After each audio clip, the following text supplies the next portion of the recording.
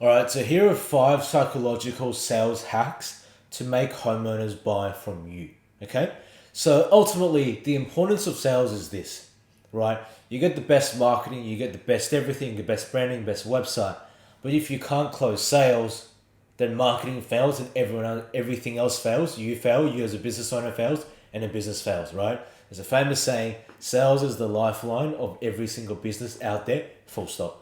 So the better you are at sales, the easier it is for marketing, the easier it is for branding, easier it is for absolutely everything, okay? And if you're able to go out there and then close sales, it means that you can hit your targets easier without having to travel everywhere and then waste your time. So up the conversion rate, you up your sales, your business grows massively as well. So these are 5 hacks. Number one, probably the most important one, is pre-frame prospects for price. Okay, so pre-frame before, never after the pitch or at the presentation. So what I mean by pre-frame is, let's say you're very well aware that people like to buy the cheapest stuff. Everyone's a cheapskate. Everyone wants to save money. Right? What you want to do is this. If you know that you don't offer the cheapest services, you can be like this. Okay, you want to provide real-world consequences of both emotionally and logically about the consequences of picking the lowest price. Explain the ins and outs and provide logical info. Reverse engineer your ideal mindset in terms of that ideal buyer's mindset. So what I mean by that is this.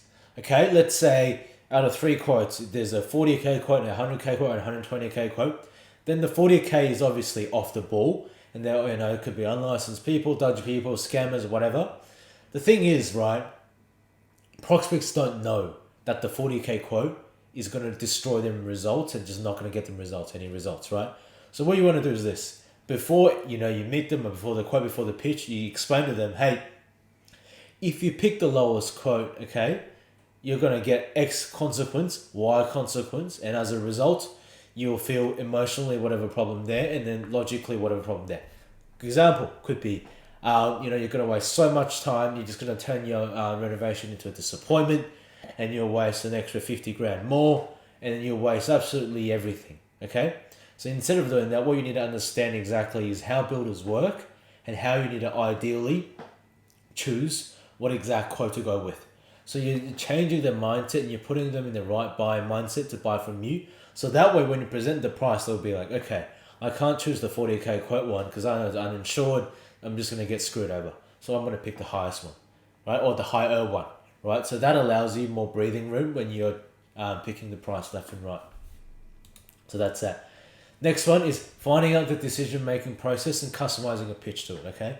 In your discovery phase, when you meet them, understand the must-haves, the nice-to-haves, or if they were getting any other quotes, right? Like, what did they not like about it, right? What could they improve about it if they really thought about it? Because usually you can ask questions like, why didn't you go with them? They're like, no, whatever, I'm looking. No, if you really thought about it, what could you improve about them, or what did they not like about them? Whatever those problems are, you want to tailor it and make it a central thing in your pitch. So then they go, okay, everything that, all of these quotes don't have, you have, I'm going to go with you. Find out their must-haves. Always find their must-haves and make that the main core deliverable.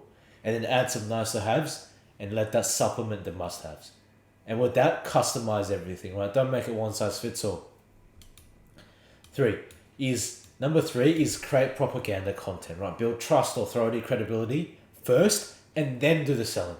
So create educational content, technical breakdowns, show the ins and outs of what you're doing, before and afters, videos, time lapse, and a big one is show the handover process and testimonials, right? So it's really important that you're creating content online so that when customers do their due diligence, they understand everything about you before you try and close them, right? Because nowadays you can find competitors, you can do research so easily. You want to provide content so they know what you're doing and they build a parasocial, emotional relationship with you.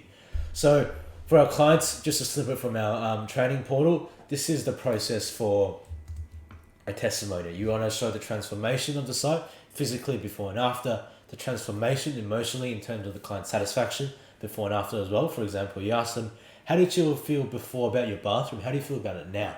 And what would it allow you to do now that we've done X, Y, Z, right? And have you met the client's needs? So you want to show that.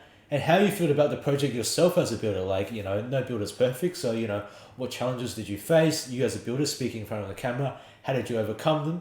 and just document the whole process. Show photos, show your trades working, interview people, show a time lapse, just show the process from A to Z, so that when people look at it, they go, this guy knows what he's doing, and this guy, step by step, is all authentic, right? So that's really, really important as well.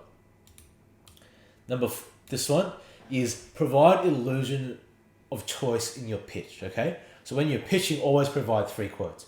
For example, if their price is 24K, if their budget's 25K, provide a quote at 20K with all of their must-haves, provide one at 25K with must-haves, with some nice-to-haves, and provide one at 30K with all of their must-haves and nice-to-haves. So this ties exactly to what I said before, which was to find out the must-haves and find out the nice-to-haves for the decision-making process. And then you want to tailor it for 3 quotes, okay? So then when at the end, you can be like, okay, I have 1, 2, 3. What do you feel like works for you? Right? So it's really hard, or much harder for them to give you the price objection, because there's always a cheaper option available. And then ultimately, the most important thing about this is that it makes a comparison on value and company, not price, right? So let's say you're a Bob, someone else is Jack. Bob is 30K, Jack's 20K. Then Jack is a 20K guy, it's cheaper. But if you provide 3 quotes and you're the expensive guy, the medium guy, and the cheap guy, then it becomes a comparison on you, right? And that's where you can build the most value and have, the most amount of wiggle room to be like, okay, if it's too expensive, let's just go down there, or let's just remove this, remove that, or add this, add that. So here's another big one as well, which is nurture the prospect from the first touch point to the last. So when you pick up the phone and you call and you book the appointment, what you want to do is also have a rule of no silence, right? You want to create an info pack. So it could be a mini PowerPoint, it could be a little video as well that goes through your company's history, past projects, frequently asked questions, and show authenticity, okay? So take this pack and send it to them before the appointment, right? Let them build trust and credibility from day one. There's a big rule in marketing and sales is that prospects need 7 or actually 11 touch points before they close, okay? So what you want to do is give them touch points, right? For example, hey, before the appointment, framing it to their benefit. So before the appointment, what I can do is send you some information about us, so that when I, come over and when I do the quote and, when I ask you questions, that you're already educated, so that we save you time and then we can dive straight into it and get tactical, right? If you say that, you frame it to their benefit. Everyone wants to save time, right?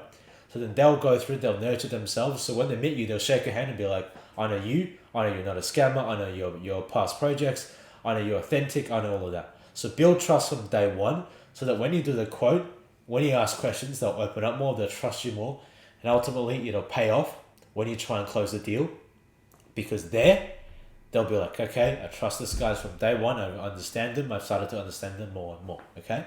And this is the last one. The last biggest misconception I see is this. When you get a too expensive objection, you want to understand which of the two is it. Is it expensive as in they don't see the value but they can pay for it? It's completely different to expensive as in they physically don't have the money on hand, okay? So when someone gives you the expensive objection, don't just drop the price right away or remove variables. Understand which one is it, okay? Which one is it? Because if it's a value-based expensive objection, then you can build more value, build some more trust, and change things here and there.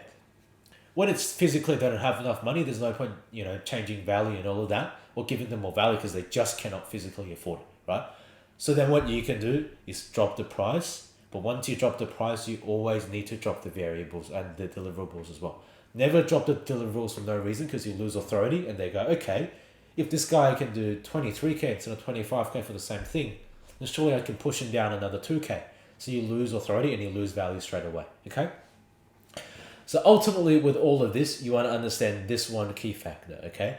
Customers, they buy with information, not with time. So if they give you objections like I need more time, no, they need more information. And one big thing that we have as well, if you partner with us, is we have financing partners that allow you, for whatever reason, or clients for whatever reason, to get financing on the spot without needing big loan approvals from Combank or CBA or whatever as well. So a few short-term financing partners, they can get to it straight away, or financing partners that they can use, for example, if they're selling, to get a loan now and then use the proceeds of the sale of the house to then pay for the renovation as well. And they can get these loan approvals within like 2 minutes, 10 minutes or whatever. So then you can close the deal on the job instead of letting this become a follow-up where you have to chase and chase and chase. So what you've noticed here is I've got a bunch of modules from our training portal. If you would like some of these, please book a call with me and I can run through these and let me know in the comments and I can send them through. But if just overall you have a renovation and roofing company and you like more help potentially with sales or marketing or nurturing or just understanding how to close more deals, get more leads, or get a higher quality of leads and win better projects with obviously, better homeowners that are more financially qualified, please go to the description of this video and book in a call with me and we can get tactical. So let me know if you have any questions. Talk soon.